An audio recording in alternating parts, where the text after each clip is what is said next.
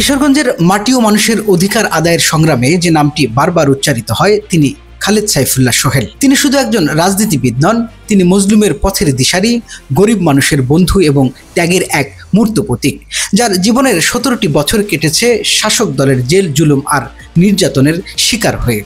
একটি দফা কর্মসূচি সেই মানুষটা দিয়েছেন বাংলার 16 কোটি মানুষের মুক্তির জন্য, তার জন্য কি একটা স্লোগান হবে না?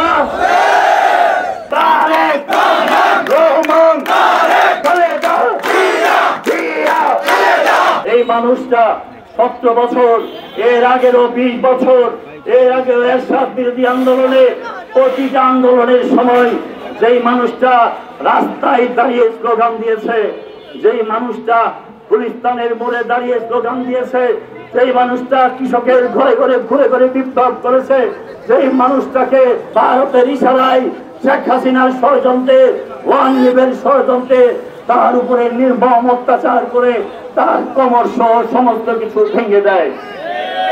আমরা তার জন্য কেঁদেছি। রাজনীতির পথ কখনোই মসৃণ ছিল না। গণতন্ত্র পুনরুদ্ধারের সংগ্রামে খালেদ সাইফুল্লাহ সোহেলকে পার করতে হয়েছে এক দীর্ঘ অগ্নিপথ। 1-2 বছর নয়, দীর্ঘ 17টি বছর তাকে মিথ্যা মামলা আর কারাভোগের মাধ্যমে স্তব্ধ করে দেওয়ার চেষ্টা করা হয়েছে, কিন্তু কোনো জুলুম বা নির্যাতন তাকে তার আদর্শ থেকে এক চুলো সরাতে পারেনি, বরং প্রতিটি আঘাত তাকে করেছে আরও ইস্পাত কঠিন, আরও জনপ্রিয়।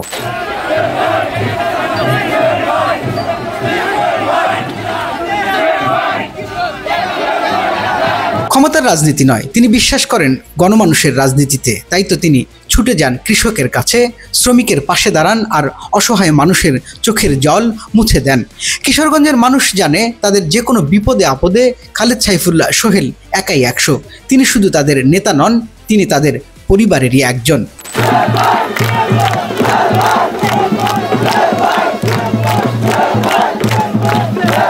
আর সেই দৃঢ়তার প্রমাণ মিলল গত 25 অক্টোবর। বিএনপির ভারপ্রাপ্ত চেয়ারম্যান তারেক রহমানের রাষ্ট্রকাঠামো মেরামতের 31 দফা বাস্তবায়নের ডাকে কিশোরগঞ্জের রাজপথে নেমেছিল মানুষের ঢল।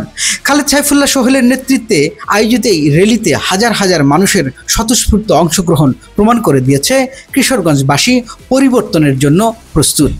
আজকের এই দিন জীবনের কোনো দিন আমি ভুলতে পারবো না। 17 বছর শহীদ জিয়াউর রহমান তারেক রহমান বাংলার গৃহবধূ খালেদা জিয়ার মুক্তির আন্দোলনে আমি যেভাবে নেতৃত্ব দিয়েছি, আপনাদের পাশে কর্মী হিসেবে থেকেছি সারা জীবন। আজকের মিছিলের পরে কথা দিয়ে গেলাম, জীবনের মৃত্যু পর্যন্ত আপনাদেরকে সরে যাব না ইনশাআল্লাহ। 17 বছরের ত্যাগ, জনগণের প্রতি ভালোবাসা এবং অটল আদর্শকে সঙ্গী করে খালেদ সাইফুল্লাহ সোহেল আজ প্রস্তুত এক নতুন লড়াইয়ের জন্য। তিনি প্রস্তুত কিশোরগঞ্জ 1 আসনের মানুষের ভাগ্য পরিবর্তনের জন্য। তার হাত ধরেই আসবে আগামীর সোনালী ভোর। এই বিশ্বাস আজ কিশোরগঞ্জের আকাশে বাতাসে।